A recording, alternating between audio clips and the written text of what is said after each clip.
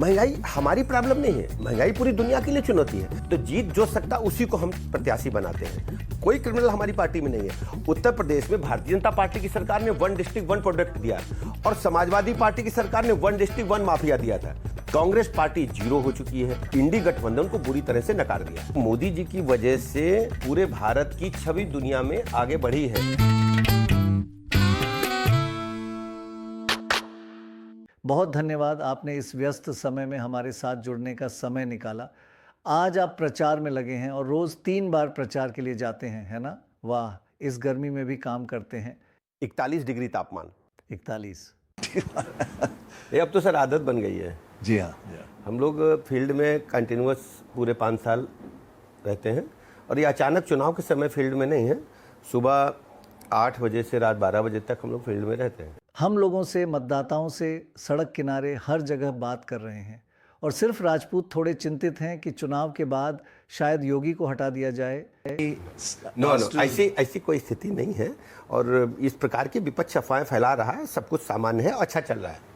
अच्छा, इसमें कोई दम जब पूरा रूमर है और ये विपक्ष ने किया है और इसमें कोई दम नहीं है। लेकिन एक बात है कि Shivraj Chouhan won the election and he was asked to step. हमारी जिम्मेदारियां बदलती रहती हैं। मैं 2004 में सांसद था, फिर मैं राज्यसभा गया और अब मैं विधायक हूं। ऐसे बदलाव तो होते रहते हैं, परिवर्तन होता रहता है। 2019 में आपने यहाँ लगभग 14 सीटें जीती थीं, जो बहुमत से 5% कम थीं। इस बार वहाँ क्या होने वाला है? मेरा मतलब है, क्या विपक्ष कुछ अलग कर रहा है? आप क्या कर रहे हैं? उत्तर प्रदेश में माननीय मोदी जी की गरीब कल्याण योजनाएं जन जन तक पहुंची हैं। लोगों का भरोसा मोदी जी के प्रति लगातार बढ़ा है। 14 से लेकर 22 तक जितने भी चुनाव हुए हैं, सभी चुनाव में भारतीय जनता पार्टी ने अपने वोट प्रतिशत में बढ़ोतरी की है और due to only Modi, because कि लोगों का भरोसा कोरोना महामारी के काल से लेकर, कोरोना महामारी काल एक मुसीबत का समय था। उस समय सब लोगों ने ये महसूस किया कि मोदी जी ही उनके गार्जियन के रूप में हैं।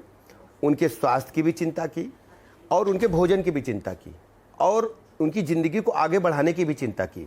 चाहे न्यू स्टार्टअप्स हों या कोरोना महामारी का टीका हो या हर तरह से मोदी जी लगातार कनेक्टिविटी आम पब्लिक से बनाए रखे और सभी को उत्तर प्रदेश में ज़रूरतमंद को पक्का मकान मिला है, शौचालय मिला है, किसान सम्मान निधि मिली है।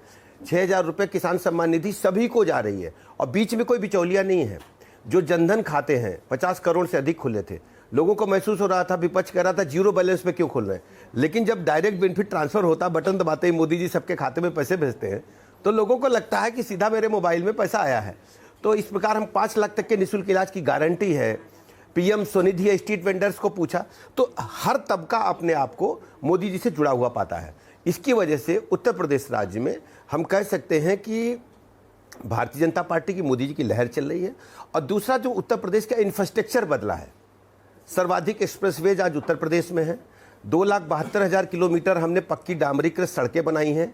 75 जिलों को हमने 4 वे लेन से जोड़ा है। और सबसे बड़ी बात यह है कि इलेक्ट्रिसिटी 2017 से पहले जब सपा की सरकार थी तो 1 हफ्ता दिन में आती थी, 1 हफ्ता रात में आती थी। हमने 75 के 75 जिलों को बराबर बिजली राउंड द क्लॉक हेडक्वार्टर पर दे रहे हैं और तहसील और गांव लेवल तक हम 22 घंटे से 18 घंटे 17 घंटे जरूरत के हिसाब से दे रहे हैं। सबसे बड़ी बात यह है कि किसानों को सिंचाई के लिए बिल नहीं देना है, उनके ट्यूबवेल्स की बिजली का बिल फ्री कर दिया गया है। तो ऐसे ढेर सारी योजनाएं हैं। लोगों का मानना है कि उत्तर प्रदेश में भारतीय जनता पार्टी की सरकार ने, योगी जी ने, लॉ एंड ऑर्डर सबसे बड़ी चुनौती थी उत्तर प्रदेश के लिए, तो आज उत्तर प्रदेश में एक ग्रोथ इंजन की तरह उत्तर प्रदेश आगे बढ़ रहा है। ये जो किसानों का शुरू हुआ था पंजाब से, यहाँ भी आपके यहाँ भी आया था, वेस्टर्न यूपी में, इसका कोई इम्पैक्ट नहीं है। कोई इम्पैक्ट नहीं है। वो दरअसल किसानों का मूवमेंट न होकर के विपक्ष ने उसको किसी को आगे करके चलाने का प्रयास किया था, जिसमें वो सफल नहीं हुए। क्योंकि हमारे जो चुनाव के परिणाम हैं वो दर्शाते हैं कि पब्लिक बीजेपी के साथ है। लोग कह रहे हैं कि तुम्हारी सरकार तो योगी और मोदी की है। इस यूपी में बड़ी ताकत कौन है, योगी या मोदी? या मोदी पूरे दुनिया के सर्वाधिक लोकप्रिय नेता मोदी जी हैं और मोदी जी की वजह से पूरे भारत की छवि दुनिया में आगे बढ़ी है।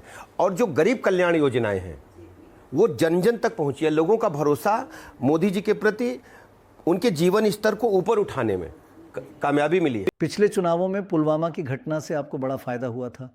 इस बार पुलवामा जैसी कोई घटना नहीं है, क्या इसलिए असर कम है? कम हो गया ना? इम्पैक्ट कम नहीं हुआ है।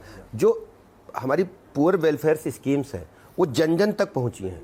अब 25 करोड़ लोगों को हम गरीबी की रेखा से निकाल करके ऊपर लाए हैं। तो जो बिलो पॉवर्टी लाइन के नीचे जी रहे थे लोग, अब सोचिए कि पूरे देश में 80 करोड़ लोगों को, उत्तर प्रदेश में 15 करोड़ लोगों को राशन निःशुल्क मिल रहा है।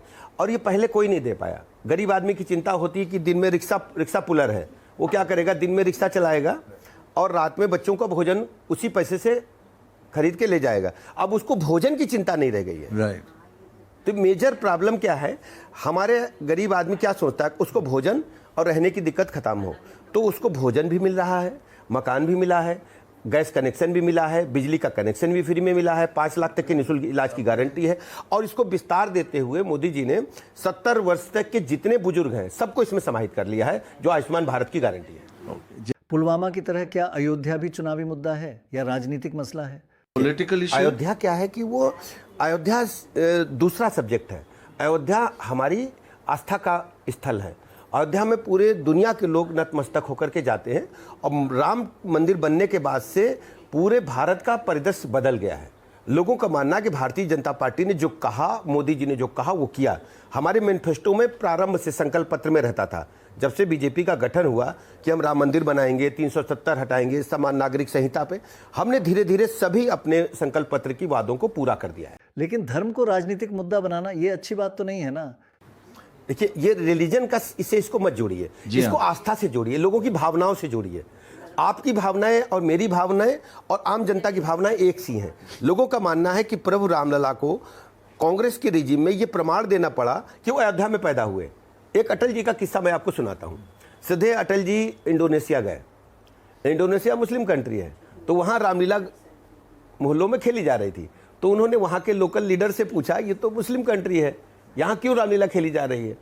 तो दे सेड कि हमने अपना रिलीजन बदला है, पूजा की पद्धति बदली है, लेकिन अपने पूर्वज नहीं बदले हैं। राम उनके पूर्वज हैं। तो राम जैसे जन्म से लेकर मृत्यु तक राम एकदम रोम रोम में। आपने किसानों को मुफ्त बिजली की बात कही थी। मोदी जी जब गुजरात के मुख्यमंत्री थे तो उन्होंने इसे रोक दिया, क्योंकि बिजली की बर्बादी होती है। हमारे देश में बिजली की कमी है। सिर्फ यूपी में ही नहीं बल्कि और भी राज्यों में भी ऐसा होता है। हमने किसानों से वादा किया था कि हम उनकी सिंचाई का बिल जीरो करेंगे। तो हमने सिंचाई का बिल जीरो किया है और हम अपने वादे पर खरे उतरे हैं। और किसानों की समस्या थी कि उनको बिजली समय से नहीं मिलती थी। हमने उनके लिए अलग से लाइन बनाई है। जितने ट्यूबवेल्स हैं उनके अलग से इलेक्ट्रिसिटी लाइन हमने स्थापित की है, जिसमें उनको जीरो बिल आएगा, बिल नहीं लगेगा। मगर वो ज्यादा पानी तो एक्सट्रैक्ट करते हैं ना, वो नहीं, पानी अतिरिक्त लेके क्या करेंगे? पानी उतना ही सींचेंगे जितनी खेत की आवश्यकता है। आपने कहा है कि ये सब आपने दिया है गरीबों के लिए, बट सबसे बड़ी चीज़ है नौकरी। और आप देखिए कि यूपी, बिहार, सब जगह नौकरी की बहुत प्रॉब्लम हो रही है। तो आप लोगों ने उसके बारे में क्या किया है और वहाँ क्या हो? प्रधानमंत्री जी की जो संकल्प था और प्रधानमंत्री जी की जो इच्छा थी कि हम मिशन रोजगार चलाएंगे। मिशन रोजगार के तहत युवाओं को सीधे सरकारी नौकरी मिलेंगे। करोड़ों लोगों को नौकरी देने में पूरे भारत में मोदी जी को सफलता मिली। केवल उत्तर प्रदेश राज्य में हमने निष्पक्षता, पारदर्शिता के साथ उनकी बुद्धि विवेक के बल पर 6.5 लाख से अधिक लोगों को सरकारी नौकरी में लिया है। सरकारी नौकरी में लिया है 6.5 लाख। पूरे उत्तर प्रदेश की बात मैं कर रहा हूँ, मैं जोड़ रहा हूँ, सरकारी नौकरी में लिया है। दूसरा, उत्तर प्रदेश राज्य में हर जिले में कुछ ना कुछ विशेष है, जिसको हम 1 डिस्ट्रिक्ट 1 प्रोडक्ट कहते हैं। 1 डिस्ट्रिक्ट 1 प्रोडक्ट में जैसे लखनऊ में चिकन उद्योग, कपड़े का आपने देखा होगा, एम्ब्रॉयडरी लखनऊ की पूरे दुनिया में मशहूर है। अलीगढ़ के लॉक्स, ताले पूरी दुनिया में मशहूर है। मुरादाबाद का पीतल उद्योग पूरी दुनिया में मशहूर है। ऐसे ही अमरोहा एक छोटा जिला हमारे यहाँ, अमरोहा की ढोलक जो हम संगीत, शादी बारात में, मुंडन में अपने कल्चर में बजाते हैं, ढोलक अमरोहा की पूरी दुनिया में जाती है। रामपुर को चाकू के लिए लोग जानते थे, लेकिन भारतीय जनता पार्टी की सरकार में वायलिन के लिए जाते हैं। वायलिन पूरी दुनिया में रामपुर से जाती है। अच्छा। और इस प्रकार आप कह सकते हैं सिद्धार्थनगर एक जिला है, सिद्धार्थनगर का काला नमक चावल बहुत ही मशहूर है, जो खाएगा पूरी दुनिया में उसकी डिमांड है। हमने उसको ब्रांडिंग किया है। ऐसे प्रयागराज का अमरूद गोवा पूरे भारत में मशहूर है, पूरी दुनिया में मशहूर है। हर जिले में कुछ ना कुछ है। तो हमने 1 डिस्ट्रिक्ट 1 प्रोडक्ट के माध्यम से उसकी मार्केटिंग की। और जैसे भदोही का कालीन, मार्केटिंग की, उनको स्थान प्रदान किया और उनको फाइनेंस किया। इसके अलावा हमने उनको सीधे रोजगार से जोड़ने में सफलता पाई। करोड़ों लोगों को हमने वन डिस्ट्रिक्ट वन प्रोडक्ट से जोड़ा है और उनके जीवन स्तर को ऊपर उठाने में कामयाबी हासिल की है। कल हम जब वाराणसी घाट गए थे तो समस्या नज़र आई थी। वहाँ लोग कह रहे थे कि महंगाई बहुत ज़्यादा है। एक दुकानदार जो रास्ते में था उसने बड़ा शॉपिंग सेंटर बना लिया है, पर वो हमसे दुकान के लिए 30 लाख मांग रहा है। पहली बात। दूसरी बात, रिक्शे वाला बोला फ़र्क क्या पड़ता है, मैंने 30 रुपये दिए थे, अब 32 रुपये दे रहा हूँ। 32 रुपये दूंगा, पर महंगाई से क्या दिक्कत, क्योंकि रात को शराब के लिए 70 रुपये देता हूँ। थोड़ी परेशानी है, मगर अब 74 रुपये हो गए हैं। हो गया। असल क्या है कि लोगों की परचेज पावर बढ़ी है, लोगों की आमदनी बढ़ी है। अब आप सोचिए कि महंगाई एक समस्या है। महंगाई हमारी प्रॉब्लम नहीं है, महंगाई पूरी दुनिया के लिए चुनौती है, लेकिन भारतीय जनता पार्टी की सरकार ने उसको नियंत्रित किया है। हमने पेट्रोल डीजल के दाम घटाए हैं, लोगों को सरकारी सहायता दी है जिससे उनको महंगाई पर असर न पड़े। हाँ, पेट्रोल डीजल के दाम घटे हैं। आप देखिए ना, मुंबई में तो नहीं घटे। नहीं, पेट्रोल डीजल के दाम भारत सरकार ने घटाए हैं। भारत सरकार ने घटाया, हाँ, टैक्सेज घटाया हमने। और दूसरी बात क्या है कि आप सोचिए कि गरीब आदमी को अब भोजन की चिंता नहीं है, गरीब आदमी को मतलब अपने व्यक्तिगत निजी खर्चे की चिंता नहीं है, जिससे उसको महंगाई पर असर नहीं पड़ा है। और ये ग्लोबल दिक्कत है, कोई हमारी दिक्कत नहीं है। और ये सब जो है, जैसे रूस यूक्रेन वार चल रहा है तो पेट्रोलियम प्रोडक्ट्स के बारे में आप जानते हैं। तो दुनिया जब वार में होती है तो दुनिया भर में महंगाई बढ़ती है, लेकिन भारत में मोदी जी ने महंगाई को नियंत्रित करने का काम किया। ईसाई लोग की बाइबल होती है, उसमें कहावत है, man does not live by bread alone. यानी आपको केवल रोटी से जिंदा नहीं रहते। आपको participation in politics, for instance अभी केवल हम क्योंकि जो सबसे बड़ी चिंता थी, सबसे बड़ी चुनौती थी गरीब आदमी की, हमने उससे ऊपर उसको लाके बिठाया। अब वो सोच सकता है आगे के बारे में। तो अब क्या है कि गरीब आदमी भी आगे बढ़ने के लिए सोच रहा है, हम उसको दैनिक चिंता से दूर कर दिए। लेकिन आपके राज्य में तकरीबन 20% मुसलमान हैं और आपने उन्हें एक भी टिकट नहीं दिया। मैंने 2009 में राजनाथ सिंह से एक सवाल पूछा था, हमें क्या करना चाहिए? क्या आज भी वही सवाल है? जवाब है नहीं, ये नहीं है। मैं आपको बताता हूं, हम चुनाव में जब जाते हैं लोकतंत्र में तो हम विनिंग आधार देखते हैं, जीत आधार देखते हैं।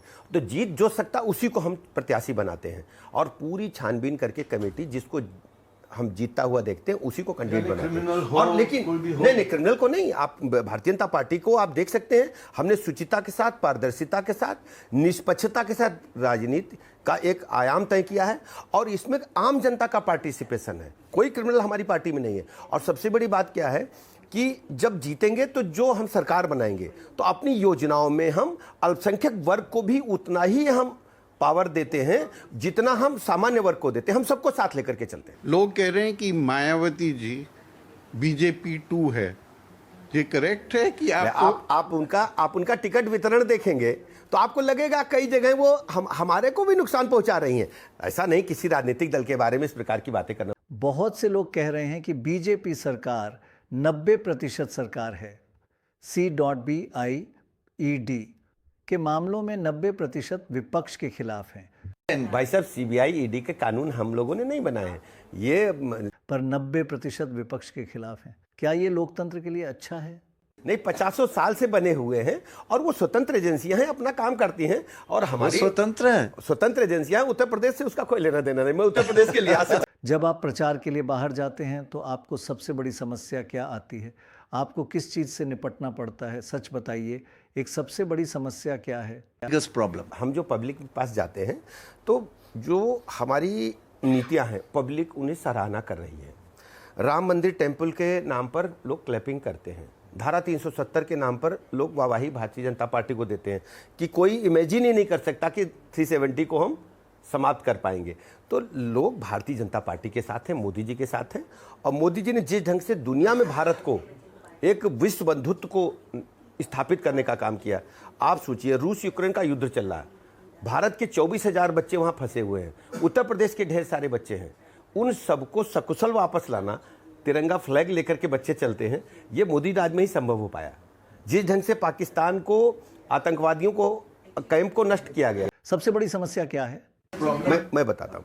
तो अभी क्या है कि धीरे धीरे करके उनकी प्रॉब्लम्स हम समाप्त कर रहे हैं और लोगों की जो डिमांड है उस आधार पर लोकल जो डिमांड है उसको हम पूरा करें। जैसे कहीं हम जाते हैं, कोई सड़क की डिमांड करता है, कोई, अब सबसे बड़ी चुनौती पीने के पानी की, ड्रिंकिंग वाटर।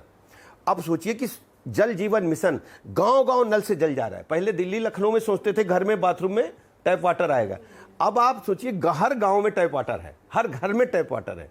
ये केवल आप सोच सकते हैं, इसको धरातल पर उतारना आसान काम नहीं है, लेकिन मोदी जी ने करके दिखाया है।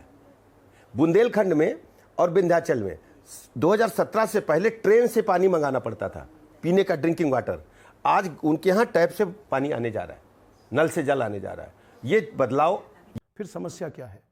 प्रॉब्लम अभी क्या है कि लोकल प्रॉब्लम्स हैं, जैसे किसी को सड़क चाहिए, किसी को नाली चाहिए, किसी का कोई हस्बैंड का ट्रांसफर है वो चाहिए। ऐसा कोई बिगेस्ट समस्या हम लोगों के सामने नहीं आती, स्थानीय समस्याएं आती। जी, बीजेपी को 370 सीट जीतनी है तो यूपी का तो बड़ा कंट्रीब्यूशन होना ही चाहिए। आपका अभी 62 सीट्स एलायंस के साथ है, आपको क्या कर रहे हो कि जिसको 70-80 होए? अभी हमारा 80 आउट ऑफ 80 आएगा। अभी हमारे पास 66 सीट्स हैं। 64 हम जीते थे 2019 में और 2 हमने बाई इलेक्शन में आजमगढ़ और रामपुर जीत लिया था। आजमगढ़ और रामपुर बाई इलेक्शन में जीता था। हमारे पास 66 सीट है और हम 80 आउट ऑफ 80 सीट पाने जा रहे हैं।